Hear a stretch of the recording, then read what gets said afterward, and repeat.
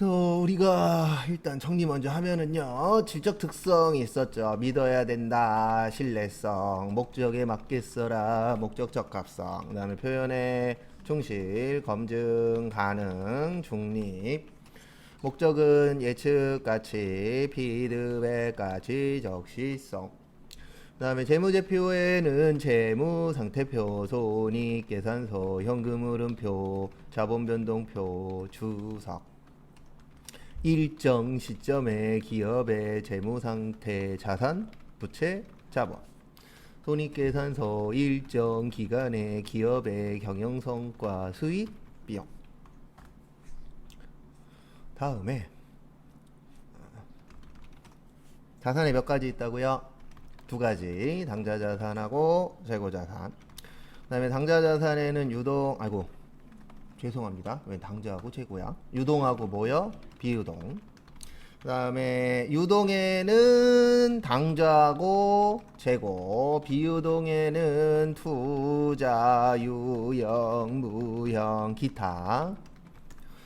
그 다음에 항상 1번 타자는 현금 및 현금성 자산이에요. 그래서 통화 및 통화대용증권, 요구불예금, 당좌하고 보통 현금성 자산, 취득 당시 만기가 몇 개월이요? 3개월. 그 다음에 유가증권의 두 가지, 지분증권하고 채무증권, 단기매매증권, 매도가능증권, 지분법 적용 투자주식, 단기매매증권, 매도가능증권, 만기 보유증권. 근데 지분법 적용 투자주식은 솔직히 시험에 거의 안 나와요. 그래서 아마 요 세 가지 위주로 시험 문제는 출제됩니다. 그건 참고하시고, 나오긴 나오는데 잘 내는 편은 아니시더라고요. 그 다음에 요거 분계 문제 잘 나옵니다. 어음할인, 매각거래, 매출채권, 처분손실. 그 다음에 매출채권에 두 가지 있어요. 외상 매출금하고 받으러움. 매입채무에 두 가지 있어요. 외상 매입금하고 지급어음. 다음에 못 받을 거 대비하는 거, 대손 충당금. 무슨 법 쓴다고요? 보충법. 그래서 참고로 충당 글자 들어가는 게 딱 두 가지가 있어요. 대손 충당금하고 퇴직급여 충당부채라고 있어요.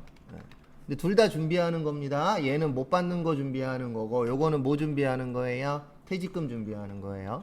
근데 왜 준비하냐면은 요 두 가지는 확실히 발생할 확률이 어때요? 높아요. 근데 문제는 뭐냐면 언제 발생할지는 몰라. 맞죠? 그리고 얼마가 발생할지도 정확하게 100%는 알아요? 몰라요? 몰라요. 왜냐면 퇴직금이라는 거 자체가 오래 다니면 오래 다닐수록 많이 나오잖아요. 그럼 이 사람이 고만은 둘 거야, 언젠가는. 맞죠? 네. 왜냐면 평생 직장이라는 건 없으니까. 공무원도 고만둡니다. 정년퇴임 하니까. 그래서 고만두긴 고만둘 건데 언제 고만둘지는 몰라. 그래서 회계에서는 돈 나갈 거니까 뭐 하자? 준비하자. 그게 퇴직급여 충당부채고, 못 받을 거니까 준비하자가 뭐예요? 대손 충당금. 그 다음에 대손 충당금엔 두 가지가 있어요. 대손 삼각비하고 기타의 대손 삼각비. 그래서 대손 삼각비는 매출 채권, 외상 매출금하고 뭐야? 받으러. 판매비와 무슨 비? 관리비. 그 다음에 기타는 매출 채권이 아닐 때. 그래서 대표적으로 시험 문제는 대여금하고 뭐야? 미수금. 얘는 영업과 관련 있다 없다? 없다. 재고자산은 무슨 목적이에요? 판매 목적이에요. 수량결정 방법의 계속기록법, 실질재고 조사법. 그 다음에 섞어 쓴다? 혼합법. 그 다음에 단가는 하나씩 개별. 먼저 선입선출. 그 다음에 나중에 뭐요? 후입선출. 그 다음에 가중평균법이라고 있는데, 이 평균 구할 때 계속기록법 쓰면 이동평균법. 그 다음에 실질재고조사법 쓰면 총평균법. 물가가 상승할 때의 매출 원가만 후입선출법이 뭐하다? 크다. 나머지는 누가 크다? 선입선출법이 크다. 그 다음에 재고, 자산, 감모, 손실, 정상적하고 비정상적. 정상적은 매출 원가에 가산하고 회계 처리는 안 해도 돼. 비정상적은 영업에 비용 처리하고 회계 처리합시다. 그 다음에 재고자산, 평가, 손실, 저가법, 매출, 원가 처리. 그 다음에 비유동자산에는 네 가지가 있어요. 투자한다, 투자자산, 유형자산, 무형자산, 기타, 비유동자산. 그 다음에 외우지는 않았는데 투자자산에선 요 부분 잘 봐두시라 그랬어요. 누구요? 투자부동산. 그 다음에 유형자산에서는 감가상각이 나오긴 하는데 솔직히 이거보다 저번에 설명드렸던 그게 더 중요해요. 수익적 지출하고 자본적 지출이라고 있었는데 그게 시험 문제는 훨씬 더 출제는 많이 됩니다. 근데 걔는 외워서 푸는 게 아니고 좀 이해해서 푸는 문제라 그건 별도로 쪽지 시험은 안 보고요. 계산 문제는 꼭 외우셔야 돼요. 공식으로 푸는 거니까. 그래서 정액법은 취득, 원가 마이너스 잔존가치 나누기 내용연수. 정률법은 취득, 원가 마이너스 감가상각 누계 곱하기 정률. 그 다음에 연수 합계법은 취득, 원가 마이너스 잔존가치 곱하기 내용 연수의 합분의 잔여 내용 연수. 그 다음에 이중 체감법은 취득, 원가 마이너스 감가상각 누계 곱하기 내용 연수분의 2. 생산량 비례법은 취득, 원가 마이너스 잔존가치 곱하기 예정 총 생산량분의 단기 생산량.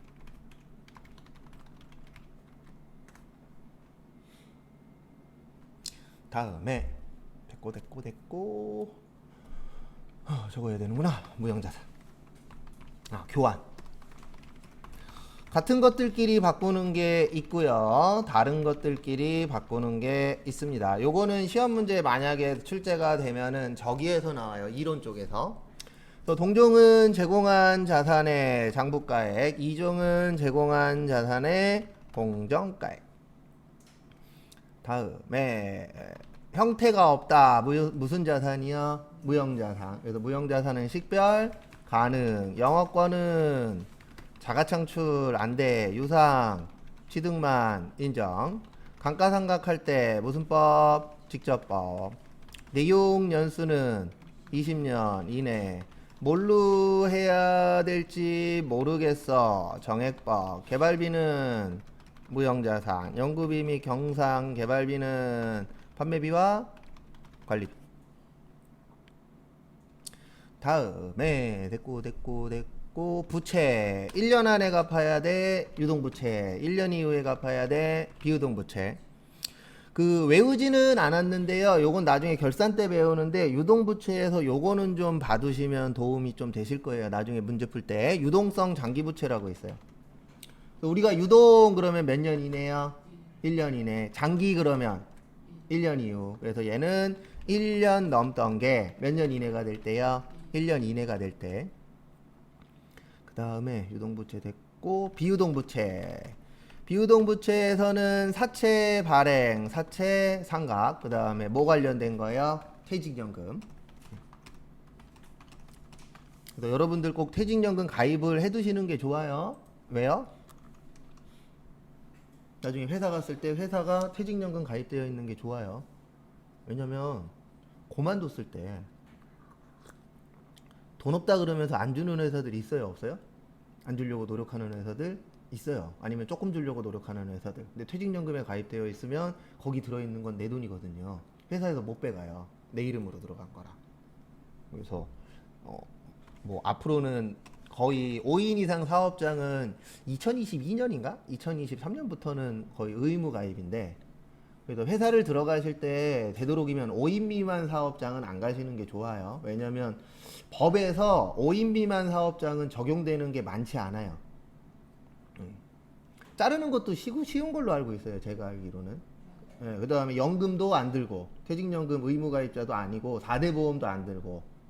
왜냐면 너무 열악한 데가 4대 보험 들고 하면 힘든 건 맞으니까.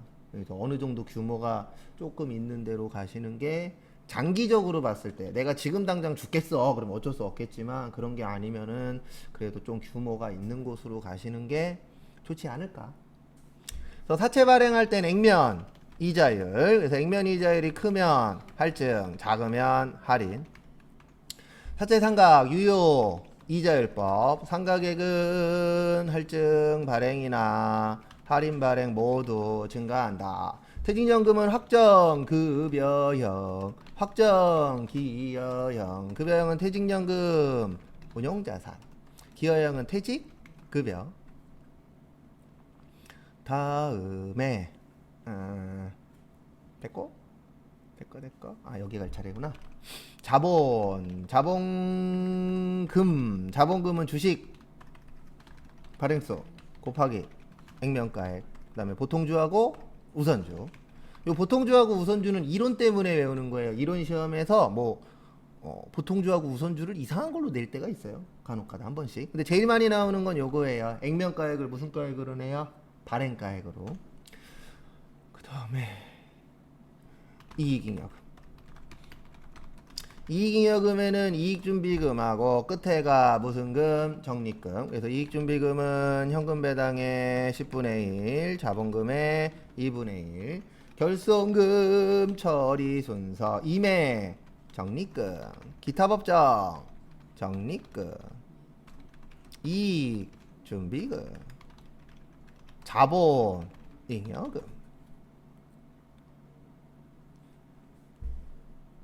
그 다음에 순 매출액, 순매입액, 매출원가, 매출총, 이익. 순매출액은 총 매출액 마이너스 매출할인 및 애누리 마이너스 매출할인. 순매입액은 총 매입액 플러스 부대비용 마이너스 매입한출 및 애누리 마이너스 매입할인. 매출원가는 기초상품 플러스 순매입액 마이너스 기말상품 마이너스 타계정 대체. 매출총이익은 순매출액 마이너스 매출원가. 그 다음에 꼭 기억하셔야 되는 거, 이거 4개 외워야 하나 맞춥니다. 4개가 한 세트예요. 그리고 어리버리하게 외울 거면은 그냥 얘는 버려버리고 딴 거 외우세요. 나는 계속 외우는데 계속 기억이 안 나. 그러면 한두 개 정도는 버려도 돼요. 이러면 큰일 나요. 꼭 한두 개만 버리라 그랬는데 죄다 다 버려. 나는 이건 이래서 안 되고 저건 저래서 안 되고 그러면 떨어져요. 제가 말하는 거는 진짜 이거는 공부를 해도 모르겠어. 저도 있어요. 그러면 몇 개는 버려도 돼요. 근데 그게 5개 이내여야지. 버리라 그랬더니 다 버리고 쉬운 거 몇 개만 알아. 그러면 합격은 둘째치고 제일 큰 문제는 회사 가서 욕만 먹습니다. 맨날. 회사에서 욕 먹으면 기뻐요? 슬퍼요? 슬퍼요. 제가 회사 다니면서 제일 많이 본 게 뭔지 아세요? 여직원 우는 거. 나도 울어봤지만 열받아갖고 한번. 제일 많이 본 건 거짓말 안 하고 여직원 분들 우는 거 엄청 많이 봤어요. 맞죠? 회사 생활 해보신 분들. 안 울어야 되는데 회사에서 뭐 할 수 있는 게 없다 보니까. 근데 그건 있습니다. 너무 자주 우시면 처음에 한두 번은 통하거든요. 근데 한 3-4번 넘어가잖아요. 그러면 이렇게 바뀌어요. 사람들이. 저거 또 우네. 끝이에요. 처음에는 제가 왜 울까, 왜 저럴까, 누가 잘못했나 이렇게 좀 신경 쓰는데 한 3-4번 넘어가면은 습관성이 돼버려요. 사람들이 이제 인식이 돼버려서. 그래서 너무 많이 울면 안 돼요. 남자분들은 되도록이면 저처럼 울지 마시고. 난 우라통이 터져갖고 할 수 있는 게 없어서 본 적 있어요.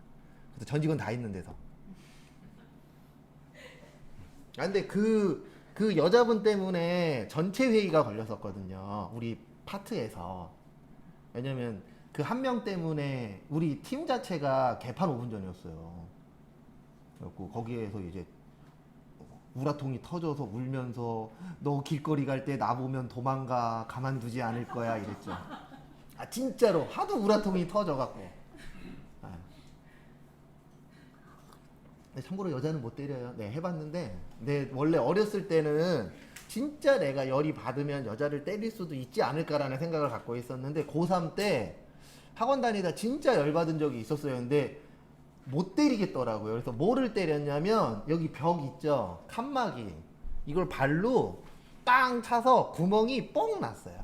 그래서 이제 선생님한테 욕 엄청 얻어먹고. 근데 다행히도 물어내라고는 안 하더라고요. 내가 거기를 3년을 넘게 다녔으니까.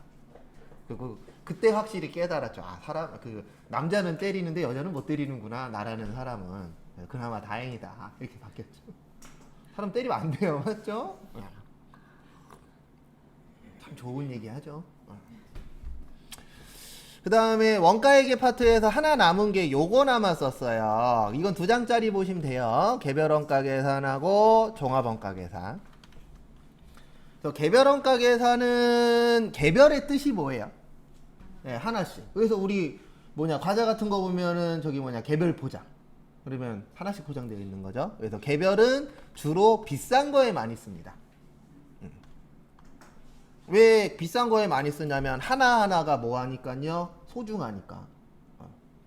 종합은 주로 싼 거에 쓰여요. 왜 한 번에 계산해요? 종합이라는 게 한 번에 하는 거잖아요. 왜 한 번에 해요? 가격이 뭐 하니까? 싸니까. 그러니까 회사 입장에서는 덜 중요해. 그럼 뭐 이걸 하나씩 해. 그냥 한 번에 해야지. 만약에 우리 회사가 나사 만드는 회사예요. 뭐요? 나사. 하루에 10만 개씩 만들어. 하나씩 원가 계산 해볼래요? 미치지.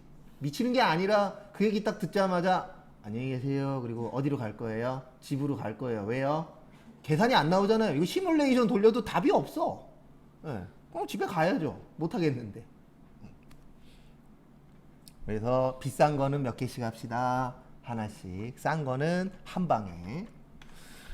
그래서 다품종 소량 주문 생산이에요. 이게 무슨 뜻이냐면 종류는 많아도 상관없어요. 왜냐면 어차피 몇 개씩 할 거니까 한 개씩 할 거니까. 근데 양이 많으면 안 돼요.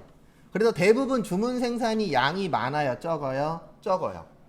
그래서 대표적인 게 적어요. 조선업. 조선업이 뭐 만드는 거죠? 배 만드는데 배가 되게 여러 가지 종류 많아요. 어선도 있고 유조선도 있고 여객선도 있고 유류선도 있고 되게 많죠, 종류가. 그리고 그 종류 안에서도 톤수가 또 다 갈려요. 작은 놈도 있고 큰 놈도 있고 어마무시하게 큰 놈도 있고 작은데 더럽게 비싼 놈도 있고. 저기 러시아에 부자 아저씨 있거든요. 그 아저씨 배가 2천억짜리래요.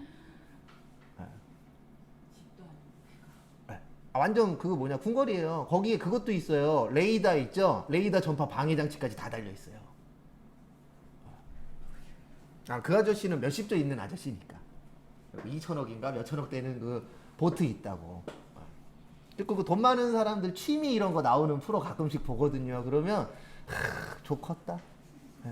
승마 배우러 갔다가 승마장을 사는 거예요, 그냥. 여기 괜찮네? 승마장을 사든가 아니면은 승마장을 지어. 돈이 많으니까. 우리는 승마장 둘째 치고 말도 못 타봤는데. 말 한번 타봤구나, 놀러 와서. 그러고 보니 코끼리도 한번 타봤네. 옆에 모르는 아가씨랑. 회사 다닐 때 놀러 간 적 있었거든요. 근데 갔는데 나만 남자고 다 여자였어요. 왜냐면 세무사 사무실이었으니까. 그 얘기는 나중에 할게요. 이거 되게 슬픈 얘기라. 내가 슬픈 게 아니고 그 옆에 있는 아가씨의 좀 있었어요. 에피소드가. 근데 슬픈 얘기는 아니었는데 우리끼리 또 상상의 나래를 펼친 게 하나 있어서 나중에 한번 저기 다들 푹푹 주무실 때 그럴 때 하면 또 잠이 또 깨시더라고요. 그 다음에 종합은 소품종 대량 생산이에요. 왜 그러냐면 우리가 원가 계산할 때 종류별로 계산해요. 뭐별로요? 종류별. 근데 종합이라는 게 몇 번에 계산할 거라고요? 한 번에. 그러니까 양이 많아도 상관이 있다 없다? 없다. 이렇게 되는 거예요. 그 다음에 두 번째 줄은 요 글씨가 나오면 개별인 거예요. 작업 지시서나 제조 지시서나 작업 원가표. 요 글씨가 나오면 뭐와 관련된 거라고요? 개별 원가 계산과 관련된 거다라고 봐주시면 될 것 같습니다.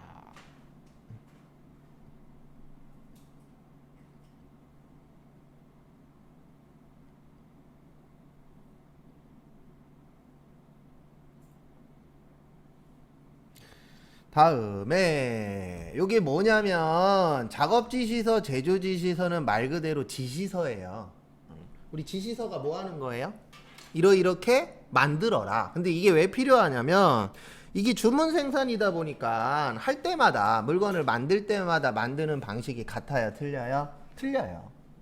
틀리기 때문에 지시서가 필요한 겁니다. 그래서 여기는 이만큼 잘라. 여기에다가는 뭐 나무를 붙여. 여기에다가는 쇠를 붙여. 이런 식으로 만들 때마다 어떨 거예요? 틀려지겠죠. 그 다음에 작업원가표. 이건 왜 필요하냐면 만들 때마다 들어가는 게 틀리니까 원가도 같을까요? 틀릴까요? 틀리겠죠. 그래서 만들면서 뭐 계산하는 거예요? 원가 계산하는 거예요. 그래서 우리나라 이게 맞는지 모르겠는데 저도 기사에서 읽은 건데 우리나라 지금 조선업이 되게 힘들죠. 그 힘든 이유가 우리나라끼리 싸운대요. 수주가 하나 떨어지면 그거 가져가려고 우리나라 회사들끼리 싸웠대요. 그랬고 만약에 원가가 1,000억이야. 그러면 딴 데서 막 999억 이런 식으로 원가보다 싸게 받아오는 거예요. 그렇게 해서 남는 게 많은 거예요? 적은 거예요? 적은 거예요. 그러니까 제살 깎아먹기를 했었다라고 그 조선업 문제 터지고 나서 나오긴 했었더라고요. 다른 나라랑 싸웠다 그러면 이해를 하겠는데 지들끼리 싸웠다 그래서 그거는 조금 어떻게 보면은 내가 내 무덤 파고 계신 거죠 열심히. 그랬고 지금 그쪽에 조선업이 활발하게 발달했었던 데는 거의 뭐 폐허나 마찬가지라잖아요. 내년인가 내후년 되면 또 문제가 또 터질 거라는데 물량이 없어서요. 수주 엄청 많이 들어왔는데 그 1년인가 사이가 텅 빈대요. 근데 맞는지 모르겠어요. 저도 기사에서 본 거니까. 어느 기사에 떴는데 그 1년인가 6개월인가 정도가 텅 비어 있대요 현재. 그리고 그때 이제 어떻게 버티느냐. 왜냐면 솔직히 여러분들도 생각을 해보십시오. 돈 벌어오시는 분이 6개월 동안 돈을 안 벌어와. 그럼 버틸 수 있어요? 대출 안 받고? 웬만한지 못 버틸걸요. 6개월 동안 버틸 수 있는 돈이 통장에 있어요? 없어요? 없어요 대부분 다. 회사는 어떻게 했어요? 저 아는 형도 예전에 저기 반쭈 공장 했었던 형이 있어요. 근데 외국하고 거래하다가 계약이 한번 틀어져 갖고 6개월인가를 쉬어야 된대요. 3개월인가 6개월인가. 근데 한 달에 2천만 원 들어간대요. 월급 주고 뭐 공장 관련된 거 다 내고 세금 다 내면 한 달에 2천 필요하대요. 그러면 5개월 잡으면 얼마예요? 1억이야. 내 통장에 1억이 없어. 그래갖고 아는 사람한테 팔아먹었잖아요. 아는 친구한테. 근데 참고로 그 친구도 내가 아는 형이고 그 판 형도 내가 아는 형이야. 근데 어쨌든 이게 되게 앞으로 문제가 심각해요. 그래서 제가 봤을 때는 회사 들어가셔서 이제 공부하고 어쨌든 취업 대부분 하실 거잖아요. 그럼 취업해서 그냥 진짜 죽을 정도 아니면 버텨야 돼요. 앞으로는. 왜냐면 앞으로는 이직이라는 게 되게 힘든 상황이 올 거니까 내가 엄청나게 그 동네에서 유명하고 유능하고 이런 게 아닌 이상은 이직 잘못했다간 오히려 마이너스 되는 상황이 올 수도 있으니까요. 그래서 앞으로 솔직히 얘기해서 한 10년 동안은 되게 힘들지 않을까. 근데 10년 지나면 좀 괜찮아질 거예요. 인구가 줄어드니까 그때 되면. 그게 꼭 뭐 맞는 말은 아니겠지만. 그 다음에 공정이나 완성품 환산량이라고 나오면 종합원가 계산인데 제가 지금부터 적는 거는 썼다 지울 거예요. 제조회사에 가보시면 요런 게 있어요. 생산공정, 조립공정, 포장공정 이런 식으로 공정별로 뭐 하죠? 나눠요. 네, 맞죠? 그래서 조립하는 사람은 뭐만 해요? 조립만. 생산하는 사람은 생산만. 포장하는 사람은 포장만. 그래서 공정 나오면 대부분 대량 생산하는 회사다라고 이해를 하셔야 됩니다. 그다음에 완성품 환산량 요건 나중에 계산 문제로 나오는데 환산해야 되는 문제가 있어요. 예. 우리가 환산이라는 걸 왜 해줄까요? 우리 센티미터랑 미터랑 덧셈 뺄셈 할 수 있어요? 없어요? 없죠. 단위가 뭐해서요? 틀려서. 그래서 환산해서 맞춰주잖아요. 그래서 환산량이라는 거는 그 덧셈 뺄셈이 불가능하니까 그 덧셈 뺄셈을 할 수 있도록 뭐 해주는 거예요? 맞춰주는 거예요. 근데 완성품 환산량이니까 우리 완성품 그러면 이렇게 기억하셔야 돼요. 뭐요? 제품. 앞으로 머릿속에서 완성이래 그러면 제품 이런 게 딱 기억나시면은 공부하시기가 좀 더 수월해지실 겁니다. 참고하시고. 그 다음에 개별원가 계산에서 가장 중요한 건 제조간접비의 배부가 중요해요. 뭐가 중요하다고요? 배부가 중요합니다. 근데 이게 왜 중요하냐면 이것도 썼다 지울 거예요. 이것도 그냥 설명을 드리기 위한 거니까. 제조간접비라는 건 같이 쓴 거예요. 뭐 한 거라고요? 같이 쓴 거. 그럼 같이 쓴 거면은 항상 머릿속에서 같이 썼으니까 뭐 해야 된다? 나눠야 된다. 그리고 나눌 때에 잘 나눠야 돼요? 대충 나눠야 돼요? 잘 나눠야 돼. 그래서 친구 셋이서 밥 먹었는데 나는 열심히 그릇을 갖다 날랐으니까 난 안 낼게. 그래서 너네 둘이 다 내. 그러면 배부 잘한 거예요? 못한 거예요? 못한 거예요. 그러면 이제 그 다음 날부터 연락이 안 될 수도 있겠죠. 그래서 배부라는 건 중요해요? 안 중요해요? 중요해요. 그거 얘기하는 겁니다. 제조간접비의 배부가 중요하다. 그 다음에 얘는 기말 제공품이 중요해요. 근데 이게 왜 기말 제공품이 중요하냐면 제공품 그러면 완성, 미완성?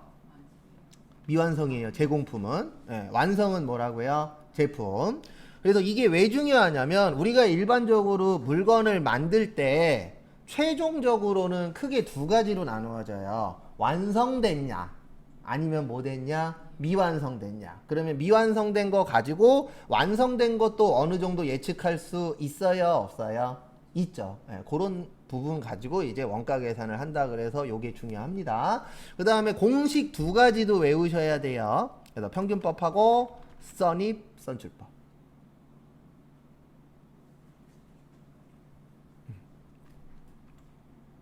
그래서 제가 어저께 그랬죠. 제가 줄임말을 별로 안 좋아한다고. 근데 유일하게 줄임말로 외우는 게 요거 두 가지예요. 근데 왜 요건 줄임말로 외우냐면 저 원래 예전에는 교재에 있는 방식으로 설명을 드렸었거든요. 근데 문제가 뭐냐면 사람들이 잘 기억을 못해요. 그래서 요거는 어떤 분이 만드셨는지 모르겠는데 요거는 답 맞추기에 최적화 시켜 놓은 거예요. 어떤 분이. 근데 누가 만들었는지 몰라요. 그냥 거의 회계하시는 분들이 많이 쓰는 방식 중에 하나예요. 회계에서 수업하시는 분들이. 그래서 저도 다른 분 수업 듣다가 요걸로 하니까 답이 다 나오네. 그래서 이제 저도 바꿨죠, 방법을. 그래서 제가 유일하게 수업할 때 남의 거 갖다 쓴 게 있다 그랬잖아요. 요거예요. 그리고 나머지는 다 책 보고 내가 생각해서 만든 건데. 그래서 말 곱하기 완 플러스 말분의 초 플러스 당. 설명은 또 할 겁니다. 그 다음에 선입선출법은 말 곱하기 완 플러스 말 마이너스 초분의 당. 이렇게 두 가지예요. 그래서 지금부터 왜 이렇게 공식이 나오는지 선입선출법으로 설명드릴게요. 선입선출법의 뜻이 뭐라 그랬죠? 네, 먼저 들어온 게 먼저 뭐 한다? 나간다. 그러면 이렇게 생각하셔야 돼요. 기초가 몇 월 며칠이라고요? 1월 1일. 기말에 있다 없다. 다시 설명드릴게요. 선입선출법의 뜻이 먼저 들어온 게 먼저 뭐예요? 나가요. 그러면 기초가 몇 월 며칠 거예요? 1월 1일 거. 기말은요? 12월 31일 거. 참고로 요 공식이 저거 구하는 공식이에요. 뭐냐면 기말 제공품. 뭐라고요? 기말 제공품. 그래서 먼저 들어온 게 먼저 나가잖아요. 그러면 기초는 기말에 남아있을까요? 아니면 이미 없어졌을까요? 없어졌겠죠. 왜냐면 기초가 몇 월 며칠? 1월 1일. 그러면 우리가 일반적으로 여러분들 호주머니에 현금이 있었어요. 뭐가 있었다고요? 현금. 12월 31일 날 그 현금이 있어요? 없어요? 없죠. 네. 솔직히 12월 달까지도 안 가잖아요. 왜 없어요? 먼저 들어온 거 먼저 뭐 했으니까? 썼으니까. 그 얘기한 거예요 지금. 네. 그래서 선입선출법이라는 건 먼저 들어온 게 먼저 나가기 때문에 이렇게 보는 거예요. 기초는 기말에 없을 거야. 왜요? 먼저 들어왔으니까. 그게 무슨 법이라고요? 선입선출법. 그래서 빼는 거예요. 여기 빼죠. 왜 빼요? 얘는 없어. 없으면 플러스 마이너스 시켜야죠. 그래도 마이너스 하는 거고, 평균법은 이렇게 보는 거예요. 그래도 팔다 보면 기초 중에 일부는 기말에 남아있을 수도 있지 않을까? 라고 보는 게 무슨 법이에요? 평균법. 왜냐면 평균이라는 게 중간이잖아요. 중간. 그래서 선입선출법은 먼저 들어온 게 먼저 팔리니까 기초는 있으면 안 돼. 그래서 여기에서 빼는 거고, 평균법은 그래도 기초 중에서 일부는 기말에 남을 수도 있지. 그러니까 있어야 돼. 그래서 더하는 거예요. 그리고 외우실 때에는 이렇게 외우셔도 돼요. 순서는 이렇게 됩니다. 말, 완말, 초당. 이게 무슨 뜻이냐면 보세요. 말, 맞죠? 완, 말, 초, 당. 맞죠? 밑에도 말, 완, 말, 초, 당. 근데 차이점은 밑에서 빼냐, 위에서 뭐 하냐, 더하냐. 이 차이점밖에 없어요. 그래서 여기까지 하면 원가액의 끝. 그 다음에 이게 기말 제공품 구하는 공식.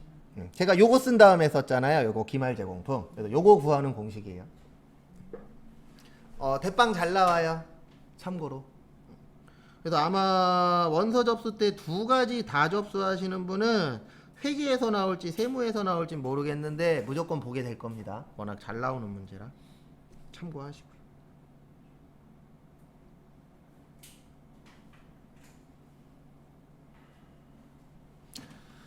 그 다음 거 보러 가겠습니다. 교재는 270페이지 피시고 앞에 보시면 돼요. 그리고 제 계획은 전산회계 1급을 최대한 빨리 끝낼 거예요. 그 다음에 기출문제를 우리가 한 10개에서 15개 정도 수업시간에 풀고 그 다음에 기출문제는 제가 이틀에 하나 내지 하루에 하나씩 드릴 거예요. 왜냐면 계속 풀어는 보셔야 되니까 이렇게 하고 그 다음에 전산세무를 좀 빨리 들어가서 왜냐면 이게 회계하고 세무하고 같이 배우는 저희가 반인 것도 있지만 세무 공부하면 회계 공부도 돼요. 왜냐면 세무보다는 회계가 좀 더 쉬운 거기 때문에 그래서 조금이라도 어려운 걸 하루라도 더 하는 게 좋지 않을까. 그래서 진도가 아마 조금 빨라질 수도 있어요. 그리고 숙제가 조금씩 나갈 겁니다. 문제풀이 할 때 저희가 이 속도면은 다음 주에 문제풀이 들어가거든요. 분기 문제풀이부터 그러면은 한 10개에서 20개 정도. 이렇게는 안 드려요. 내일까지 1번부터 100번까지 풀어오세요. 그러면 그 다음날 안 나옵니다. 왜 안 나와요? 숙제 안 했으니까. 그렇게까지는 안 하고 많이 내드려야 한 20개? 20개 이상은 웬만하면 안 내드릴 거예요. 할 수 있을 만큼 숙제 내드리는 이유가 시간 단축도 있지만 집에서 한 번이라도 더 보시라고. 그래서 숙제 내드리는 거니까 꼭 숙제 내드리면 해갖고 오시고요. 지금까지 해본 결과 숙제 잘 안 해오신 분 치고 붙는 분 못 봤어요. 지금부터 볼 거 부가가치세입니다. 일단 앞에 보세요. 부가가치세는 전산회계 1급이든 전산세무 2급이든 똑같이 세 문제 출제돼요. 그래서 점수로는 6점입니다. 몇 점이라고요? 6점. 근데 아마 전산회계 1급 할 때는 부가가치세가 좀 어렵다라고 느끼실 거예요. 왜 그러냐면은 내가 해본 적이 없으니까. 근데 세무 배우고 나면은 전산회계 1급 정도의 문제는 한 3개 중에서 2개 이상 맞출 정도는 될 거예요. 근데 왜 그러냐면 요쪽에 부가가치세 관련된 실기시험 문제가 출제되기 때문에 조금 더 보는 폭은 넓어질 겁니다. 그리고 이런 생각은 절대 하지 마세요. 수업 시간에 배운 걸 내가 100% 다 이해하겠어. 불가능합니다. 수업 시간에 배운 거 100% 다 이해하려면 최소 2, 3년은 공부해야 돼요. 이게 절대로 만만한 공부는 아니에요. 근데 우리가 이제 필요한 것만 하는 데는 솔직히 2-3달이면 되는데 내가 그 이상 걸 원한다 그러면은 공부를 꾸준히 오래 하셔야 돼요. 저도 실질적으로 내가 이제 회계라는 걸 좀 아는구나. 그래도 어디 가서 그래도 회계 공부했습니다라고 어느 정도 깊이 있는 거 말고 어느 정도 얘기할 수 있다라고 된 지가 그렇게 오래되지 않았어요. 제가 이 공부한 지 20년이 넘었는데 실질적으로 나 회계 공부를 좀 했었던 사람이에요 라고 얘기할 수 있는 거는 10년 정도밖에 안 된 것 같아요. 그 전에는 거의 기계식으로 공부를 하다 보니까 답은 맞아. 근데 누가 나한테 이거 왜 그래 그러면은 이건 그냥 이거야로 끝이지 이건 이렇게 해서 이걸 못했었어요. 지금이야 이제 어느 정도 하지만. 그래서 좀 깊이 있게 공부하고 싶으시면은 나중에 좀 개인적으로 많이 보셔야 됩니다. 그래서 지금부터 설명드릴 건 부가가치세의 구조 설명할 거예요. 그래서 만약에 공장이 있고 도매업자가 있고 소매업자가 있고 최종 소비자가 있어요. 우리는 어느 쪽에 들어가요? 일반적으로 여기에 들어가는 거죠. 최종 소비자. 그 다음에 아이고 너무 가까이 있었네.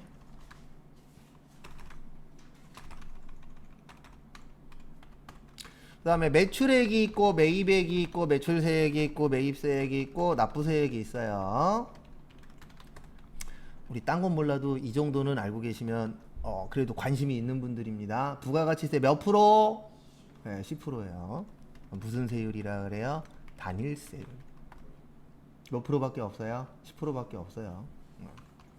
모르신 분도 있을 수 있는데 모를 수도 있죠 뭐. 근데 왜 몰라요? 그냥 거기에서 얼마 달래. 그럼 주면 알아서 부가가치세 계산돼요. 있으니까. 그래서 만약에 공장이 도매업자한테 1,000원에 팔았어요. 얼마에 팔았어요? 1,000원. 10%니까 얼마? 100원. 그러면 도매업자는 얼마 주고 샀어요? 1000원. 10%니까 얼마예요? 100원. 그 다음에 도매업자가 소매업자한테 1500원 주고 팔았어요. 얼마요? 1500원. 그럼 얼마요? 150원. 그러면 소매업자도 1500원 주고 샀겠죠? 근데 거기에 세금이 얼마 있었어요? 150원. 그 다음에 소매업자가 최종 소비자한테 2000원에 팔았다라고 칠게요. 이럴 수 있어요? 없어요? 있죠. 그럼 최종 소비자는 2000원에 얼마 주고 사는 거예요? 200원. 그래서 이걸 가지고 지금부터 저기 271페이지를 설명할 거예요. 부가가치세 특징. 거기 첫 번째 보시면 무슨 소비세라고 되어 있어요? 일반 소비세. 무슨 소비세요? 일반 소비세. 일반 소비세의 뜻이 뭐예요? 거기 있잖아요. 일반적으로 뭐 하면 내는 세금이에요? 소비하면. 여러분들 소비해요? 안 해요? 하죠. 그럼 뭐 내는 거예요? 부가세 내는 거예요. 커피 먹어요? 안 먹어요? 먹죠. 네. 그래서 오늘부터 숙제 있어요. 검사 안 하는 숙제. 물건 사죠. 영수증 받죠. 거기에 세금이 있느냐 없느냐 써 있어요? 안 써 있어요? 써 있어요. 그런 것도 좀 보세요. 근데 그거 왜 봐야 되냐면 시험 문제에 이런 거 잘 내요. 이거 부가세 낼까요? 안 낼까요? 고르시오.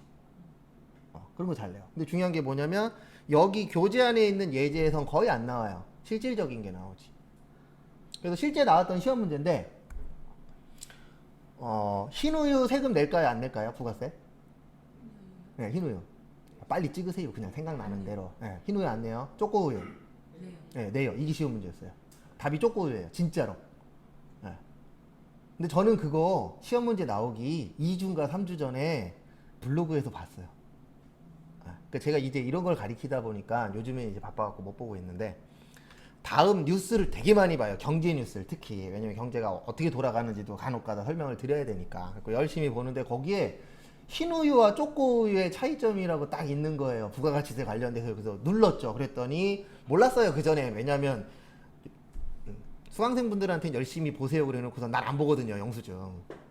왜냐면 수업해야 될 건 웬만한 거 다 아니까. 그래갖고 그 블로그 있길래 봤는데 거기에서 이제 흰우유는 부가가치세가 면세고 그 다음에 딸기우유로 나왔어요. 거기에는. 그래서 딸기우유는 가공을 하기 때문에 부가가치세가 과세다. 이게 딱 있었어요. 딱 있길래 읽었죠. 그리고 얘기 안 했죠. 왜요? 시험 문제 초코우유, 딸기우유가 나온 적이 없으니까. 그리고 2주인가 3주에 시험 보고 시험 답안지를 봤더니 웬걸 갑자기 초코우유가 나오네. 그리고 그때 또 뭔 생각했냐면 아유 이놈의 팔자는 안 되는 놈은 맨날 한대. 제가 그럴 때 있거든요. 간혹가다 촉이 올 때가 있어요. 올해하고 작년에도 2번 촉이 왔었거든요. 간혹가다 땡기는 문제가 있어요. 땡기는 용어가. 근데 제가 이런 적이 몇 번 있거든요. 안 나왔어 문제가 최근에. 또 안 내겠지. 그리고 이제 시험날 나중에 답안지 뜨는 거 보면은 아휴 난 안 될 놈인가 보다. 진짜 그런 날도 있었어요. 저희가 전산회계 1급 같은 경우에는 시험 보기 전날 총정리를 해드리거든요. 근데 총정리 거의 끝날 때쯤에 갑자기 뭔가 하나가 딱 떠올랐어요. 근데 되게 어려운 문제예요. 전산회계 1급 수준에서는 맞추기가 제가 봤을 때 1%도 못 맞출 정도의 난이도의 붕괴가 하나 있거든요. 근데 그게 갑자기 머릿속에서 딱 떠오르면서 갑자기 땡기는 거예요. 근데 설마 내겠어? 그래갖고 안 했거든요. 그 다음날 나왔더라고요. 그래서 또 무슨 생각했어요? 에휴 안 될 놈은 뭐라도 한대. 나는 그런 쪽은 잘 안 되나 봐요. 찍는 거. 그래서 일반 소비세는 일반적으로 소비하는 세금입니다. 네, 일반 소비세에 반대가 있어요. 앞에 보세요. 이거 나중에 쪽지 시험 볼 때 이렇게 외울 거예요. 일반 소비세 동그라미. 일반 소비세의 반대를 개별 소비세라고 해요.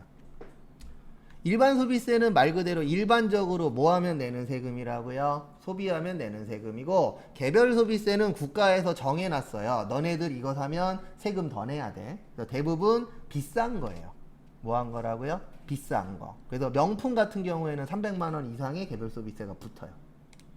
그래서 제가 웃자고 하는 얘기니까 제가 그런 게 잘못됐다라는 건 아닙니다. 제가 예전에 이제 서울로 출퇴근할 때 빨간 버스 타고 다녔어요.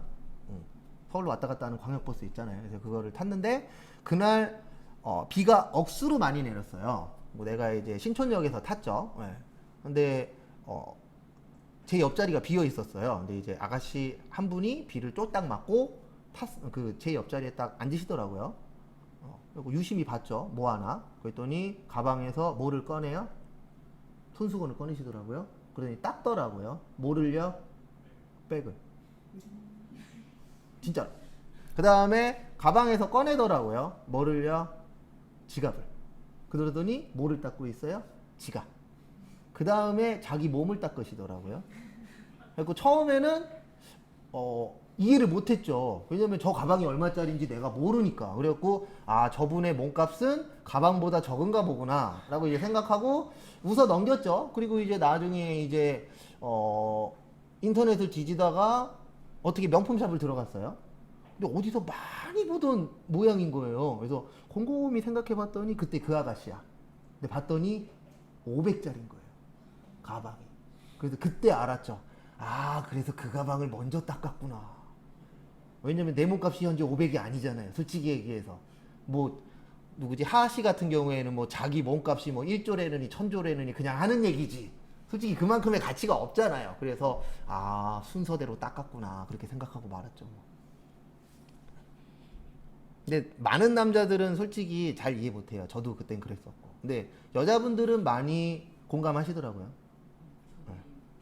아, 근데 그 젊으신 분들의 500만 원짜리 가방이면 공감 많이 해요. 근데 이제 저기 뭐냐 결혼하신 분들은 500만 원짜리 가방 그러면은 돈으로 줘. 딴 데 쓰게. 네. 아니면 그냥 사와 말을 하지 말고 이 둘 중에서 하나죠. 그래서 개별 소비세는 비싼 거에 들어가는 거고 일반 소비세는 일반적으로 뭐 하면은요 소비하면 그래서 부가가치세는 일반 소비세예요. 그 다음에 간접세 그 다음에 간접세에 대해서 설명드릴 건데 여기 보세요. 여기 납부세액이라고 써놨죠. 네, 우리 부가가치세 납부세액은 이렇게 구하도록 되어 있어요. 매출세액 마이너스 매입세. 그러면 여기 보십시오. 공장은 매출세액이 100원이에요. 얼마예요? 100원. 매입세액 없죠? 그러면 얼마 세금 내야 되는 거예요? 100원. 그 다음에 도매업자는 150원에 팔고 100원에 샀죠? 그러면 얼마예요? 50원. 그 다음에 소매업자는 200원에 팔고 150원 받았죠? 그러면 얼마예요? 50원. 왜 간접세냐면 요거 다 더하면은 얼마일까요? 200원. 누가 내요? 소비자가. 그래서 모든 부가가치세는 최종적으로 가장 마지막에 사는 사람이 내도록 되어 있습니다. 근데 뭐가 문제냐면 이거는 이제 사장님들이 대부분 세법에 대해서 많이 모르세요. 그러다 보니까 회사 가시면 사장님들이 부가가치세 낼 때 되면 이 얘기를 꼭 합니다.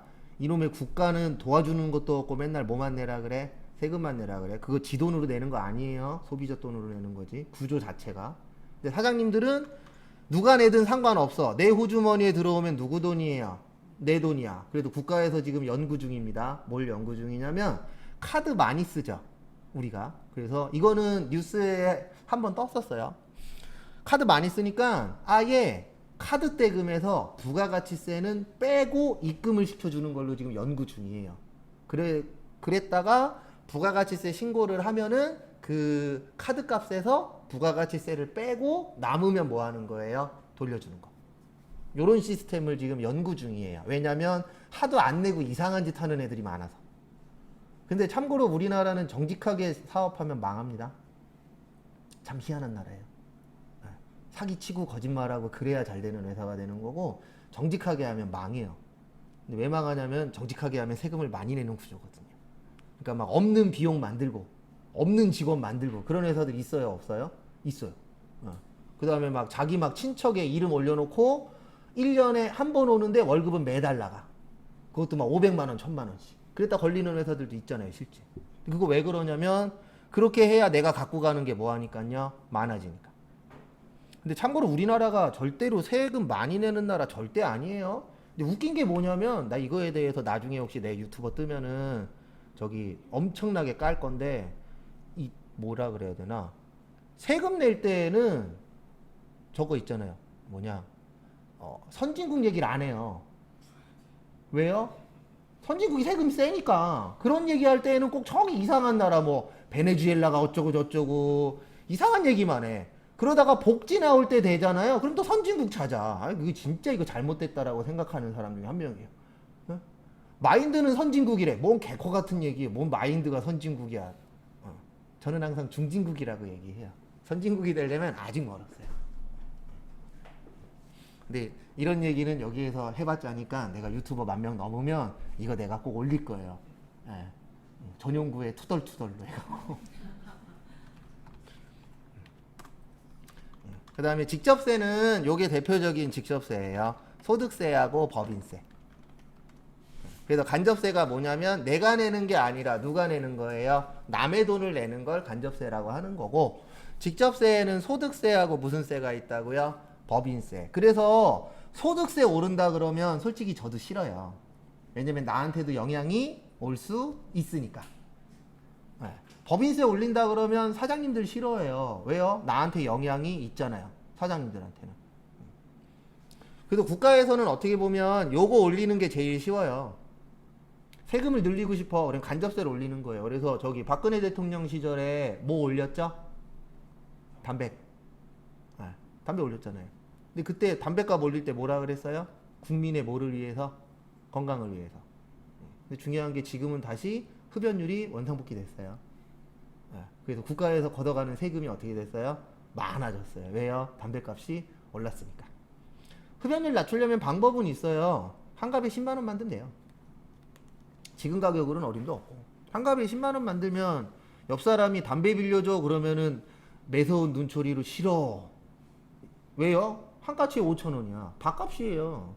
그러면 떨어져요. 근데 그걸 왜 못하냐면 담배로 들어오는 세금이 어마무시해요. 근데 그걸 만약에 올렸어. 그러면 세수가 줄어들잖아요. 그럼 딴 쪽으로 올려야 되는데 딴 쪽 올리기도 쉬워요? 어려워요? 어려워. 그러니까 그게 이제 간접세의 되게 좋은 점이 뭐냐면 올릴 때 할 말이 많아요.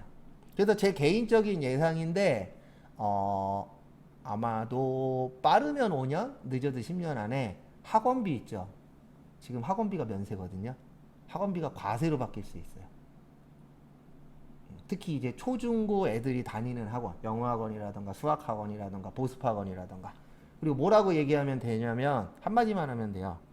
학교에서 모든 수업을 다 커버하겠다. 그래서 사교육 뭐 하자? 하지 말자. 이 슬로건 내놓으면 어느 정도 통과 가능성이 있어요. 왜냐면 담배 내놓을 때도 그랬잖아요. 국민들의 뭐를 위해서? 건강을 위해서. 지금 아니잖아요. 똑같잖아요. 참 이게 세금이라는 게 솔직히 관심 가지면 가질수록 솔직히 얘기해서 짜증나요. 그러니까 우리가 그런 얘기 하잖아요. 모르는 게 약이다. 모르는 게 약인 것도 있어요. 솔직히. 혹시 나중에 유튜브 보시다 전용구에 투덜투덜 올라오면은 여기 구독과 좋아요 눌러주십시오. 미리 서비스 해놔야지. 꿈은 크게 가지라 그랬어. 10,000명만 돼보자. 솔직히 지금 신정은 26명이니까 30명만 넘어보자. 그 다음에 소비용 부가가치세인데 요건 외우진 않을 거예요. 이게 무슨 뜻이냐면 부가가치세는 뭐에야만 발생하는 거예요? 소비에야만. 그래서 매년 연초에 국가에서 목표 세수를 발표를 해요. 올해는 요거 관련돼서는 몇 억을 걷어보겠다, 몇 천억을 걷어보겠다, 몇 조를 걸어보겠다, 이걸 하는데 항상 미달되는 대표적인 것 중에 하나가 부가가치세예요. 왜요? 돈을 사람들이 덜 쓰니까. 아마 요번 코로나 때문에 난리도 아닐걸요. 부가가치세 내년에 목표로 했었던 거.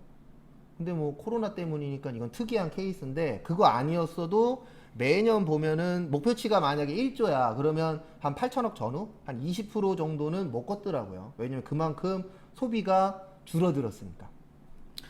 그 다음에 전단계 세액공제법, 요분 잘 나와요. 근데 그거 보시면 돼요. 2장짜리에 다 있어요. 제가 요거 쪽지 시험 볼 겁니다 라고 하면 웬만한 거 2장짜리 다 있어요. 앞에 보십시오. 이게 전단계 세액공제법이에요. 요게 각 단계거든요. 요 각 단계마다 밑에 있는 세액 뺐잖아요. 150원에서 아까 100원 뺐죠. 200원에서 얼마 뺐죠? 150원. 요거를 뭐라 그래요? 전단계 세액공제법이라고 해요. 근데 여기에서 키포인트는 이 뜻을 이해하셔야 돼요. 공제. 뭐라고요? 공제. 공제의 뜻이 뭐예요? 예, 차감한다, 제한다. 근데 세법에서는요, 제한다, 차감한다, 가감한다 이런 얘기 안 써요. 왜요? 없어 보여. 그렇죠. 그래서 꼭 뭐라 그래요? 공제한다. 그래서 여러분들 신용카드 쓰죠? 그거를 신용카드 소득공제라 그래요. 그냥 신용카드 이렇게 만들면 좋잖아요. 신용카드 쓰면 빼줄게. 그럼 많은 사람들이 이해하기가 쉬워. 근데 신용카드 공제야 그러면 괜히 있어 보여요. 공제 두 글자 붙으면. 맞죠? 그래서 공부가 어려운 거예요. 왜요? 참 용어들 어렵게 잘 만들어놨어. 병원 가보세요. 의사들이 서로 대화하잖아요. 뭔 얘기하는 거야? 근데 참고로 그 사람들은 그걸 즐깁니다. 우리가 지식인이라고 얘기하죠. 대표적인 사람 알려드릴까요? 연예인 중에 하나 있는데 인천 사람. 그렇죠, 김구라. 김구라 씨가 제일 좋아하는, 제일 웃고 있을 때가 언제냐면 라디오스타 있죠. 라디오스타에서 게스트 나오잖아요. 그럼 게스트한테 어려운 얘기예요. 못 알아듣잖아요. 그러면 그때 얼굴이 되게 환해져 있어요. 근데 그게 참고로 그 사람만 그런 게 아니라 그 공부 좀 했다는 사람들의 제가 봤을 때 많은 공통점 중에 하나예요. 쉽게 얘기하면 좋은데 꼭 이상한 용어 아니면 뭐 저거 뭐지? 한자 쓰고 사자성어 쓰고. 왜 써요? 그거에 대해서 희열을 느끼는 거예요. 너 못 알아듣지? 나는 알아. 그러니까 너는 나보다 뭐예요? 하수야. 왜냐면 우리나라 사람은 꼭 내가 너보다 위에야라는 거를 뭐 해주고 싶어요? 보여주고 싶어. 뭘로라도. 그래서 라디오스타 잘 안 봐요. 그거 꼴보기 싫어갖고. 김구라는 괜찮은데 사람은 나쁘다라고 생각은 안 하는데 너무 그걸 티를 많이 내셔서 난 별로더라고요. 그래서. 그 다음에 다음 페이지 보시면 소비지구 과세원칙 있어요. 요것도 시험 문제 잘 나와요. 그러니까 요 네 가지가 돌아가면서 나와요. 그래서 우리 외울 때 나중에 쪽지 시험 볼 때 요 네 가지만 외울 거예요. 특징 중에. 그래서 이게 무슨 뜻이냐면 소비지국의 뜻이 뭐예요? 소비지국. 이거 한자예요. 소비지국의 뜻은 소비되는 나라. 뭐라는 나라요? 소비되는 나라. 너무 어렵게 생각하지 마세요. 항상 그 글씨 안에 답이 있어요. 생산지국은요? 네, 생산되는 나라. 이게 무슨 뜻이냐면 이거예요. 앞에 보세요. 만약에 생산을 한국에서 했어요. 그 다음에 수출을 해서 소비를 미국에서 했어요. 그러면 부가가치세는 어디에다 내는 거예요? 미국에다 내요. 이걸 뭐라 그래요? 소비지국 과세원칙이라고 해요. 근데 왜 이렇게 하냐면 크게 이유는 두 가지가 있어요. 하나는 이중과세 방지. 이중과세의 뜻이 뭐죠? 두 번 내는 거예요. 그래서 한국에다가도 내고 미국에다가도 내면 똑같은 물건에 대해서 몇 번 세금 내는 거예요? 두 번. 그 다음에 또 하나는 수출 촉진. 수출을 늘리기 위해서. 앞에 잠시만 보세요. 만약에 모나미 볼펜이 1,000원짜리가 있어요. 얼마짜리요? 1,000원. 여기다 부가세 붙이면 얼마 되죠? 1,100원 되죠.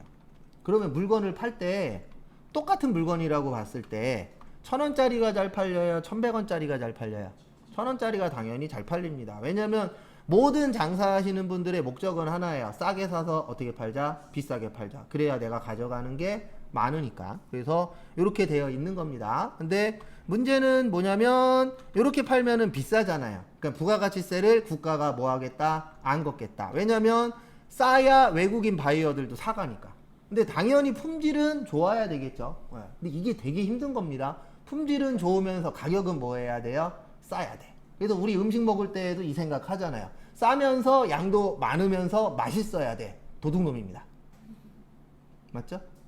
근데 이런 건 있더라고요. 저도 이제 1년에 한 번씩 조금 비싼 데는 가니까 비싼 데 가서 먹어보면 양은 코딱지만 해.